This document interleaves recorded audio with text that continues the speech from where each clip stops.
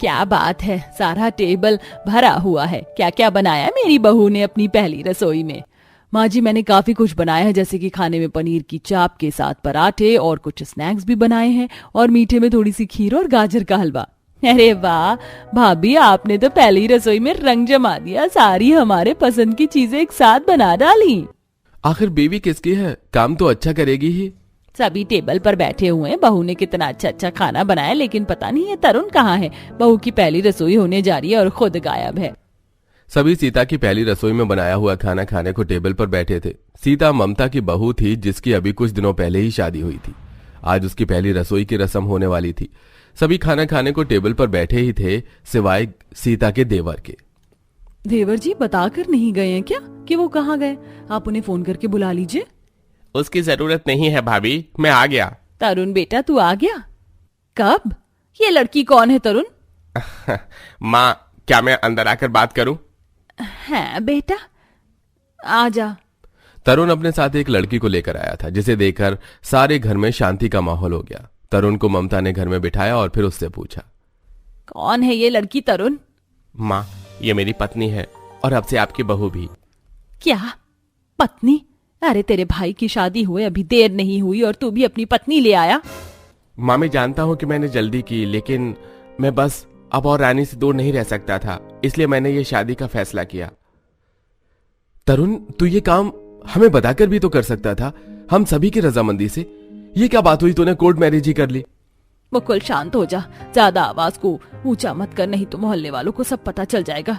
इज्जत कमाने में जितना वक्त लगता है ना, उड़ाने में एक पल नहीं लगता। अब क्या किया जा सकता है? अगर तरुण ने शादी कर ही ली तो मैं इस लड़की को अपनाती हूँ। तरुण, ये लड़की सुलझी हुई तो है ना? हाँ हाँ माँ, बिल्कुल। आखिर रीना मेरी पसंद है। रीना बहुत अच्छी लड़की है माँ। उम्मीद करता हूँ कि आपको भी इससे कोई शिकायत नहीं होगी। ममता ने मुकुल की पसंद को अपना लिया, जिसके बाद बहू, अब से तू भी मेरे घर की इज्जत है। इससे मिल, इसकी अभी 2 दिन पहले ही शादी हुई है। यह है मेरी बहू सीता, यह है मेरी इकलौती बेटी भूमि और यह है मेरा बड़ा बेटा मुकुल। नमस्ते आप सभी। ममता ने सभी से रीना का परिचय करवाया, जिसके बाद उसने उसे उसके कमरे में भेज दिया। आज का दिन तो कुछ इस तरह से गुजर गया। अब शादी हुए लगभग 1 हफ्ता बीत चुका था और अब दोनों बहुओं के असली रूप निकलकर आ रहे थे। मेरा जरा सा भी दिल नहीं कर रहा कि मैं अब नीचे जाकर कोई काम करूं। 1 हफ्ते अच्छा बनने की एक्टिंग कर करके मैं तो बुरी तरह थक गई हूँ। आज से बस ये रिवाज बंद। रीना ऐसे ही बोलते हुए नीचे आई, जहां उसने देखा कि उसकी जेठानी सफाई कर रही थी। अरे रीना, उठ गई तुम? हाँ, उठ गई। क्या बात है, तुम गुस्से में क्यों हो? मुझसे ज्यादा सवाल मत करो और जाओ मेरे लिए नाश्ता बना कर लाओ। रानी के बोलने का तरीका देखकर सीता हैरान थी, लेकिन वो उसे कुछ नहीं बोली और शांति से वो उसके लिए नाश्ता बनाने चली गई। आज इसका मूड इतना क्यों खराब है? चलो कोई नहीं, हो सकता है कि देवर जी से कोई बात हो गई हो। मैं नाश्ता बनाकर दे देती हूँ। सीता ने बिना कोई सवाल किए रीना के इतने बुरे बर्ताव पर भी उसे नाश्ता बनाकर दे दिया। नाश्ता लेते ही रीना ने जैसे ही चाय में एक सिप मारी, तभी तो कितनी बकवास चाय बनाई है। मीठा क्या फ्री का आ रहा है जो इतना झोंक दिया? तुम्हें क्या हुआ है रीना? मेरा छोड़िए, आप अपनी बताइए कि किस तरह की चाय बना दी है। मुझे नहीं पीनी है चाय के नाम पर चाशनी। जाओ मेरे लिए दूसरी चाय लाओ। बस बहुत हो गया रीना। मैं तुम्हारी बातों को सुन रही हूँ तो इसका मतलब ये नहीं है कि तुम मुझसे कुछ भी करवाओगी। मैं इस घर की बड़ी बहू हूँ, कोई नौकरानी नहीं जो तुम्हारे इशारों पर नाचे, समझ आया? अच्छा, ज्यादा बोलो नहीं। अगर आप बहू हो तो आप अरेंज मैरिज वाली हो और मेरी कोर्ट मैरिज हुई है। हम दोनों के रिश्ते में अंतर है। मेरा रिश्ता धार्मिक नहीं, कानून से जुड़ा हुआ है। अगर मुझे किसी ने भी सताया या मेरी बात मानने से इनकार किया तो फिर मैं किसी छोटे या बड़े को नहीं देखूंगी। मैं सीधा तुम लोगों पर केस करूंगी। ये तुम क्या बोले जा रही हो रीना? तुम ऐसी तो नहीं थी। मैं ऐसी ही हूं। अब जो बोला है वो करो, नहीं तो। सीता नहीं चाहती थी कि घर में कोई भी बात बने, इसलिए उसने रीना की बातों को खामोशी से मान लिया और जो भी काम रीना ने उससे करवाई, सीता ने सारे के सारे कर दिए। ऐसे ही सिलसिला जारी था कि एक दिन डरते डरते ममता रीना से बोली, रीना बहू, देख तो जरा, बेचारी सीता ही कब से कामों में लगी हुई है। चाह कर तू भी थोड़ी सी उसकी मदद कर दे। क्या बोला आपने? जरा दोबारा तो कहिए। तू कैसे हमसे इस कदर का एटीट्यूड दिखाती रहती है? सास हूं मैं तेरी। जा, जो बोला है वो कर। सीता सभी के लिए खाना बना रही है, तब तक तू जाकर सफाई कर। ममता के ऐसे बोलते ही रीना ने उसके पास ही रखे हुए फलों के अंदर से छुरी निकाल ली और वो ममता को दिखाते हुए बोली, क्या बोल रही है मेरी सासू माँ? मैं सीता की मदद करूं? क्या कर रही है ये तू? छुरी को दूर रख मुझसे। प्यारी सासू माँ, अगर आपने मुझ पर कोई भी ऑर्डर चलाए तो मैं भूल जाऊंगी कि आप मेरी सास हैं। तो अच्छा रहेगा कि आप मुझसे ऐसी बातें ना करें, नहीं तो इस छुरी से कब आपकी ये सिकुड़ी हुई खाल कट जाए कोई नहीं जानता, है ना? हाँ बहू, बहुत अच्छे समझदार तो हैं आप जल्दी ही बातों को समझ जाती हैं। अब चलिए, मेरे सर में दर्द हो रहा है, मेरा सर दबाइए। हाँ अच्छा। ममता बेचारी रीना के आगे मजबूर हो गई और ना चाहते हुए भी मजबूरन उसे रीना का सिर दबाना पड़ा। सारा दिन रीना ने सीता और ममता से इसी तरह से काम करवाए और जब शाम को तरुण घर आया तब माँ, रीना कहाँ है? रीना यहाँ है, पता है तरुण जी, मैं आपकी पसंद का खाना कब से बना रही हूँ। अब ये मत बोलना कि आप खाना बाहर से खाकर आ गए। नहीं, ये मैं बिल्कुल नहीं कहूंगा। मेरी स्वीट वाइफ ने बनाया है तो मैं जरूर खाऊंगा। रीना तरुण के आते ही संस्कारी और अच्छी बहू बन जाती थी। उसका चांडाल से देवी बनने का रूप देखकर ममता और सीता दोनों हैरान थी। रीना ने तरुण को खाना खिलवाया, उसके बाद उसने उसे चाय वगैरह भी बनाकर दी, जिसके बाद वो सभी सोने चले गए। रोजाना ऐसे ही सिलसिला जारी था और अब इसी तरह से महीनों गुजर गए थे। रीना सभी घर वालों को दबाकर रखती थी। ऐसे ही सब कुछ चल रहा था कि एक दिन सीता बहू, ये रीना दिखाई नहीं दे रही, कहाँ है? अब मैं आपको क्या बताऊं माँ जी, मैंने उसे उसके कमरे में शराब पीता हुआ देखा। क्या शराब? माँ, हम रीना को जितना सोचते हैं ना, वो उससे कहीं गुना ज्यादा बिगड़ी हुई है। सत्यानाश हो इस ठड़की बिगड़ैल औरत का, मेरे बेटे को फंसा लिया और अब मेरे घर में फूट डालना चाहती है। तरुण के आगे तो ये बड़ी सीधी बन जाती है, हम कुछ कह भी नहीं सकते हैं। अब बस मैं क्या ही बोलूं माँ जी, भगवान जी ना सब कुछ देख रहे हैं, आप ज्यादा टेंशन मत लीजिए। सीता और ममता दोनों बस बेचारी खून का घूंट पीकर रह गईं। वहीं कमरे में रीना खूब शराब पी रही थी। शराब पीने के बाद रीना ने खूब सारा अचार खाया, जिससे कि उसका नशा तरुण के घर के आने तक खत्म हो जाए और शाम तक वो ऐसे हो गई जैसे कि उसने कुछ किया ही नहीं था। ऐसे ही कुछ दिन और चला और फिर एक दिन आज तो मेरा काम जल्दी ही निपट गया, इसलिए मुझे आज जल्दी घर आने का भी मौका मिल गया। रीना मुझे देखकर खुश हो जाएगी। तरुण ऐसा बोलता हुआ आ ही रहा था कि तभी उसने जो अपने घर में देखा उसे देखकर वो चौंक गया। रीना आराम से सोफे पर बैठी हुई थी और वो ममता और सीता से काम करवा रही थी। हाथों में दम नहीं है क्या? ठीक से साफ करो इस फर्श को। और आप माँ जी, हाथों में सत नहीं है? ठीक से मेरे कंधों की मालिश करो। रीना की बात पर तरुण को बहुत गुस्सा आ रहा था, लेकिन उसने कोई एक्शन नहीं लिया। वो अपने घर के दरवाजे पर से ही चला गया और कुछ देर बाद घर आया। अरे तरुण जी, आप कब आए? आइए मैं खाना लगा देती हूँ। हो गई तुम्हारी एक्टिंग? कैसी एक्टिंग? ज्यादा नादान मत बनो, मैंने सब कुछ देख लिया है, जो भी तुमने मेरे परिवार के साथ किया।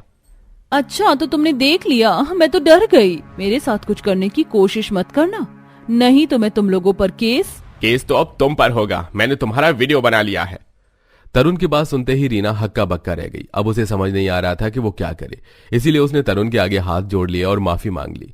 तरुण ने भी उसे एक मौका दे दिया और फिर सभी मिलजुल कर खुशी खुशी रहने लगे। सुहानी बेटा, कब से पढ़ रही है? चल पहले खाना खा ले, बाद में करना पढ़ाई। माँ, आप तो जानती हो अगले हफ्ते से मेरी परीक्षा है, अभी तो मुझे बहुत पढ़ाई करनी है, मैं बाद में खा लूंगी। तू पढ़ाई कर, मैं तुझे अपने हाथों से खिला देती हूँ। ममता आंगन में बैठ सुहानी को अपने हाथों से खाना खिलाने लगती है। आज के दाल चावल तो बहुत ज्यादा अच्छे बने, ऊपर से आपके हाथ से खाने में तो और ज्यादा मजा आ रहा है। वैसे माँ, आपको पता है, जब मैं पढ़ाई कर किसी बड़ी सी कंपनी में काम करूंगी ना, तो मैं हमारे लिए एक बड़ी वाली कार खरीदूंगी, जिसमें बैठकर हम लोग घूमने जाएंगे। तो मेरी गुड़िया रानी का बड़े होकर गाड़ी लेने का इरादा है। भगवान करे तेरी हर ख्वाहिश पूरी हो। ममता इतना बोल ही रही होती है कि तभी उनके पड़ोस में रहने वाली अमीर पड़ोसन कलावती ममता के पास आती है।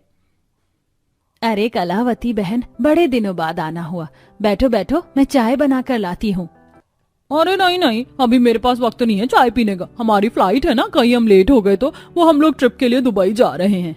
लेकिन 2 महीने पहले ही तो आप लोग घूमने के लिए गए थे, कहाँ गए थे? हाँ, आप लोग शायद बाली गए थे ना।